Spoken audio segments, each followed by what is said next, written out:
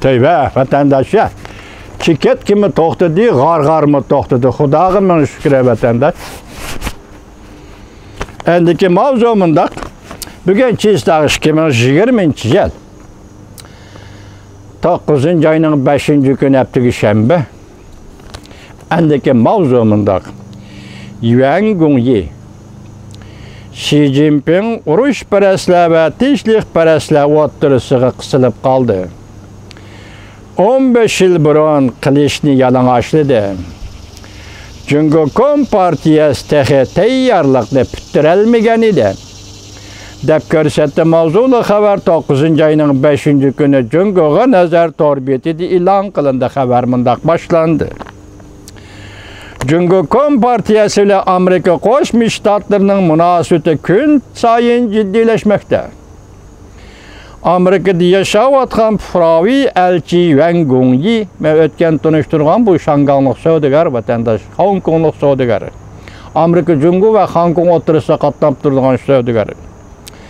Chiroyliq biron chopqon degan jumla bilan bugungi vaziyatni tasvirlab, Jungo Kompartiyasining ichki qismidagi urush parastlar bilan tinchlikparvarlar o'rtasidagi kurashdan to'xtamaganligini, Xi Jinpingning bu oraliqqa qisilib qolib, besimga uchrayotganlar, lekin mayli urush parastlar bo'lsin yoki tinchlikparvarlar bo'lsin, qudratli davlat Amerika Qo'shma Shtatlariga duch kelganda Jungoning cho'qim mush yeydiganligi, taslim bo'lishning faqat vaqt masalasi ekanligi to'g'risida to'xtalib o'tdi. Undan başqa Yuan Gongyi Jungo Kompartiyasi 15 yıl burun qilichini yalang'ochladi deb boshqarildi. Harbiy ishlar va fan texnika bo'yicha tayyorligi bitmagan edi. Navbatda qattiq turib, G'arb bilan qarshilashyapti. Yuan Gongyi Prezident Trumpni birinchi darajalik deb maqtadi. U ayni chog'da saylovchilarga bergan va'dasini hammasini ishga oshirdi. Yuqumliq virusni bartaraf qilish jihati nihoyat yaxshi ishladi Prezident Trump. Aslida Prezident Trumpning yuqumliq virus bilan hech qanday aloqasi yo'q edi. Bu virus Jungo Wuhandan kelgan virus edi. Lekin Prezident Trump yuqumliq virusga qarshi yaxshi ishladi, tez inkas qaytardi. Jungo Kompartiyasiga taqobil turishdi Prezident Trump. Amerika'nın her növbetlik prezidentleriga seliştirganda Jungoga taqobil tura olgan birden-bir prezident bo'lib hisoblanadi. Amerika hukumatida 5 mustaqil davlat muhokamasida pishib etilmoqda. Amerika hukumatida davlatida 5 mustaqil davlat muhokamasi pishib etilmoqda. Yuan Gongyi növbette Amerika'da Aqsaray'da Şangang'da qonun chiqarish komitetini saylash saylimini ve bunun uchun imzo to'plash hareketini qo'zg'adi. Jungo to'xtatdi, 9-chi saylovni to'xtatdi. Endi Yuan Gongyi shuning uchun ishlayapti. Növbette 120 ming kishining imzo qo'yishni qo'lga keltirdi. O odamlarning ko'proq imzo qo'yishni umid qildi. Hong Kongda demokratlar bilan tashlagan dastlabki chog'dagi millat 610 ming kishi bilan tashlagan edi. Dastlabda bir sinaq qilib baqqan arliqda bir sizlarga so'zlagan shu vaqt Hong Kong xalqi harakat kelib 610 ming kishi bilan tashlagan edi. Yuan Gongyi oxirida imzo to'playdigan kishilarning 610 mingdan eshib ketishini umid qildi.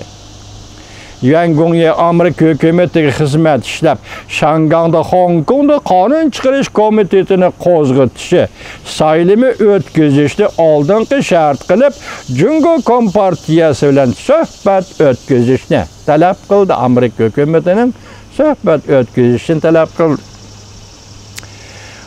Yuan Gongyi Shangang xalqining, ya'ni Hong Kong xalqining davomli qarshilik ko'rsatishi muhim deb ko'rsatdi. Sen avval o'zing qarshilik ko'rsatsan, ondan boshqalar seni qo'llaydi.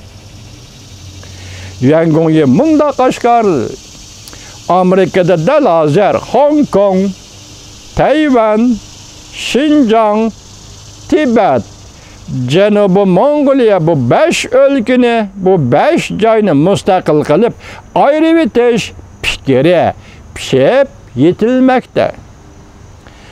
Amerika bu 5 ülkenin mustaqil bo'lishini qo'llaydi. Jungo Kompartiyasi bo'lsin mustaqil bo'laman degan bu 5 ülkega taqobil turibdi. Bu oddiy ish emas. Uning ustiga Jungo Kompartiyasi bek ojiz, iqtisodi bek ojiz, xalqaro munosabatlarda ojiz.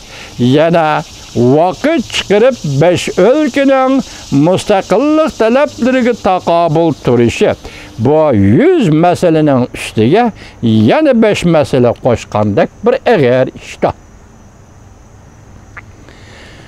Jungo Kompartiyasi faqat mush yeydi. Taslim bo'lish bu faqat vaqt masalasidir.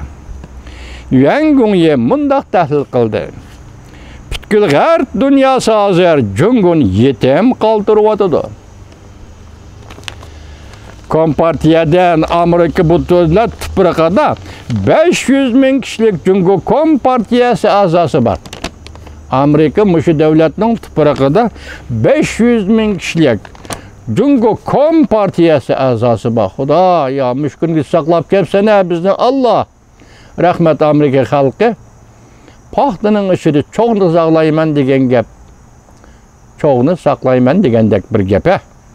Navbatda Amerika bu kishilarni yoki partiyadan chekindirish yoki bu kishilarni Jungoga qaytarishni o'ylashyapti.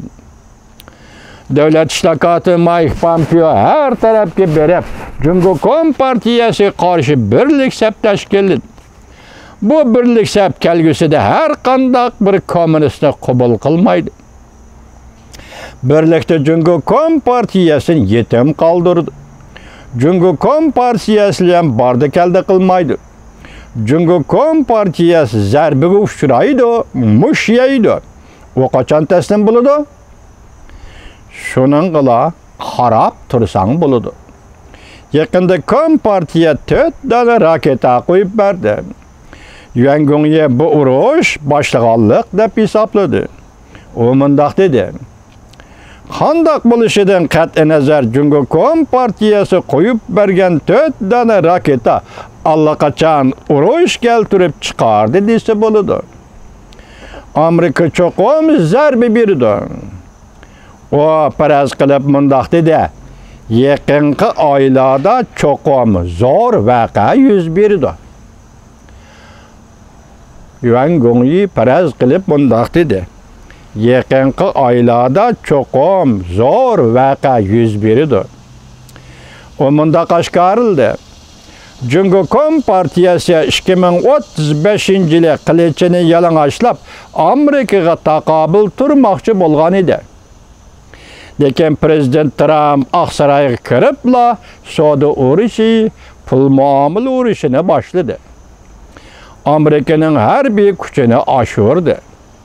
Bu besimdan oldida Xi Jinping nima qilarini bilolmay qoldi. Shunga qilichini avval parqiratib, yalang'ochlab, fan texnika, harbiy ishlar bo'yicha tayyorligi bitmagan Xi Jinping ama bugun